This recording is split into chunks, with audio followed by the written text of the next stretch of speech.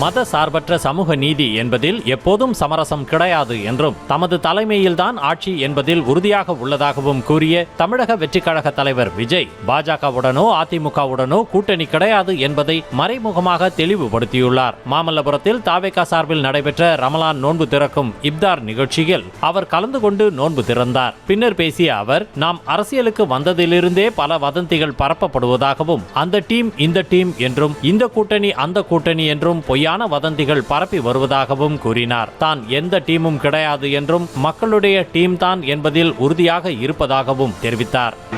அரசியலுக்கு வந்ததிலிருந்தே நம்மளை பற்றி நிறைய சில வதந்திகள், அந்த டீம் இந்த டீம் அப்படிலாம் சொல்லிக்கிட்டு இருக்காங்க இல்லையா. ஆனால் இவர் எந்த டீமும் கிடையாது, மக்களுடைய டீம், பீப்புள்ஸ் டீம் அப்படின்னு எல்லாருக்கும் தெரிஞ்சதுக்கப்புறம் வேற என்ன அவதூறு பரப்பலாம் இவர் மேலே அப்படின்ட்டு ட்ரை பண்ணி எல்லாமே அவங்களுக்கு ஒர்க் அவுட் ஆகலை.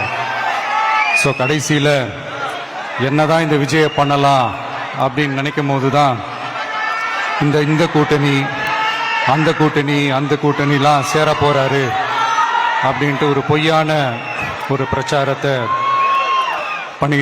ஸ்டார்ட் பண்ணிக்கிட்டு இருந்தாங்க. இந்த நியூஸ் எல்லாம் கேட்டு நீங்கள் கொஞ்சம் கன்ஃபியூஸ் ஆயிருப்பீங்க.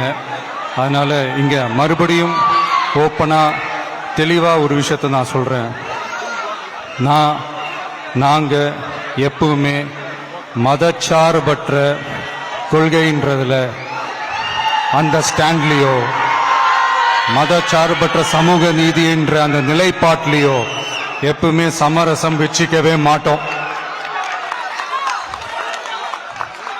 நம்மளுடைய தலைமையில தான் ஆட்சி அப்படின்றதுல எப்பவுமே உறுதியா இருக்கிறோம்.